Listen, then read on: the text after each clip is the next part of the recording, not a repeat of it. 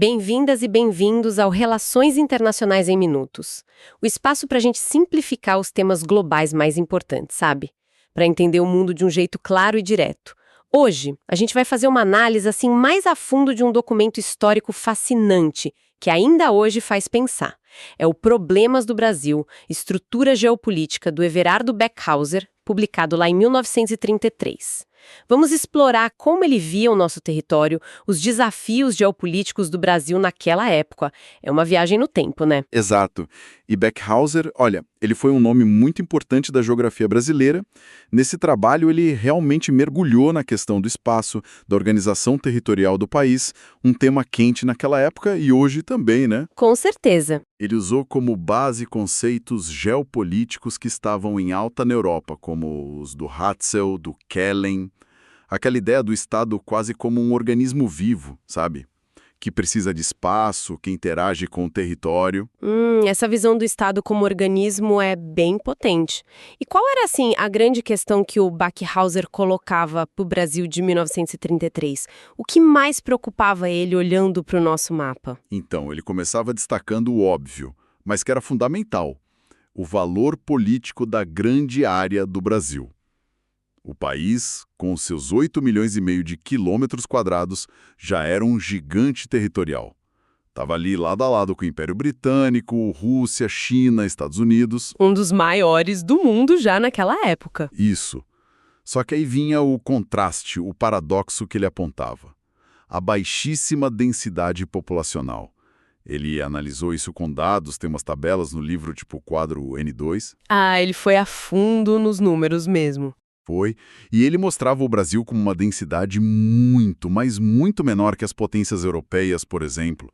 E olha que interessante, menor até que a Argentina ou a África do Sul na época. Nossa, menor que a Argentina. Sim, isso levantava uma questão crucial, né? Como é que a gente ia conseguir ocupar, integrar e principalmente defender um espaço tão vasto com tão pouca gente distribuída nele? O tamanho por si só não era garantia de nada. Podia ser até uma fraqueza. Faz todo sentido. E imagino que essa dificuldade de ocupação batia de frente com áreas imensas e pouco povoadas como a Amazônia, certo? Tinha gente na época que meio que deixava a Amazônia de lado nas análises? Tinha sim.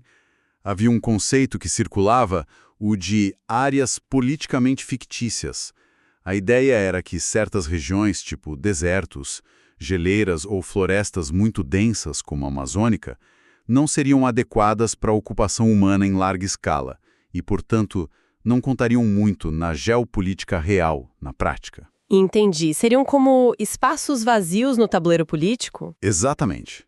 Beckhauser cita a densidade baixíssima da Amazônia na época, algo como 0,2 habitantes por quilômetro quadrado. Um número irrisório, né? Quase ninguém. Pois é, mas, e aqui está um ponto importante, ele discordava dessa exclusão total. Ele argumentava que a Amazônia, mesmo com seus desafios, não podia ser simplesmente ignorada, ou, como ele dizia, excluída da superfície ecumênica. Superfície ecumênica? O que seria isso exatamente? Seria a parte do planeta considerada habitável, relevante para a vida humana e, consequentemente, para a política, para o Estado. Ele dizia: olha, é difícil, é complexo, mas está lá, é nosso, e a gente precisa pensar em como integrar isso, não fingir que não existe. Entendi. Então o tamanho era, sim, uma questão complexa, potencial e desafio ao mesmo tempo. E olhando para dentro para a organização interna do país, qual era o principal problema que ele identificava? Aqui a gente entra num ponto que era quase uma obsessão para ele: a falta de equipoência na divisão territorial. Uma palavra um pouco técnica, né? Mas a ideia é simples. Equipoência. Equilíbrio de poder, de peso, algo assim? Exatamente. Equilíbrio. Ele fazia uma crítica muito dura à divisão dos estados. Uma divisão que veio lá do Império, foi mantida na República e que para ele era completamente desequilibrada. Como assim desequilibrada? Ele argumentava que as unidades, os estados, eram muito desiguais. Desiguais em área, uns gigantescos, outros minúsculos, desiguais em população e, claro, desiguais em capacidade econômica, em recursos. Para ele, esse desequilíbrio todo era péssimo para a unidade nacional. gerava atritos, dificultava um projeto de país coeso. E ele buscava a origem disso lá atrás, na própria formação do Brasil. Nas capitanias hereditárias, por exemplo. Parece que essa história marca a gente até hoje. Justamente, ele traça essa linha histórica. Argumenta que aquela primeira divisão, feita em faixas de terra a partir do litoral, muitas vezes de forma arbitrária, sem um conhecimento geográfico real do sertão. Meio na base do vamos dividir aqui na régua e ver no que dá? É quase isso. Ele dizia que essa divisão inicial, com base em léguas de costa, plantou a semente dessa desigualdade que ele via nos anos 30. Depois veio o governo geral, uma tentativa de centralizar um pouco, mas que não resolveu a questão da estrutura territorial em si. E a República com o federalismo? Na visão do Backhauser, o federalismo republicano, ao dar mais autonomia para esses estados tão diferentes, acabou, na verdade, acentuando as disparidades e fortalecendo os regionalismos. Cada um por si, digamos assim, e o todo nacional ficava prejudicado. Faz sentido a crítica dele. Mas é aí que fica interessante. Ele só criticou ou chegou a propor alguma solução? Ele queria redesenhar o mapa do Brasil? Imagino que isso seria algo, explosivo na época. Sim, ele não ficou só na análise, não. Ele era um cara de propostas. Defendia abertamente uma revisão territorial. Uma reforma mesmo, baseada em critérios que ele considerava científicos racionais. O objetivo era justamente alcançar essa tal equipoiência, esse equilíbrio. E que critérios seriam esses? Como ele imaginava esses novos estados? Ele discutiu várias propostas que já existiam, de gente como Antônio Carlos, Vargenhagen, Quintino Bocaiúva. E no final do livro, num apêndice, ele detalha um anteprojeto próprio e menciona outros, como um do Segadas Viana. A ideia era usar critérios mais objetivos. Tipo, estabelecer uma área mínima e máxima para os estados, para não ter tanta diferença de tamanho. Exigir uma população mínima para garantir alguma viabilidade, avaliar a eficiência econômica, a capacidade de se sustentar, e até a forma. Ele sugeriu usar linhas geodésicas. Linhas geodésicas? Paralelos e meridianos como no Mapa Mundi? Exatamente. Usar paralelos e meridianos para traçar fronteiras mais retas, mais lógicas, na visão dele. Ele queria se livrar das fronteiras tortuosas, históricas, que muitas vezes eram fontes de disputa e irracionalidade administrativa, segundo ele.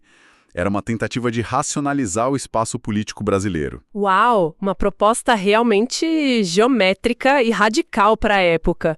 Mudar fronteiras de estado com base em linhas retas e critérios técnicos. Sem dúvida. Era uma visão bem tecnocrática, digamos assim, da organização do território, mas mostra a profundidade da preocupação dele com essa questão do desequilíbrio. E pensando nisso tudo, o que essa discussão lá de 1933, essas ideias do Backhauser, o que elas nos dizem hoje?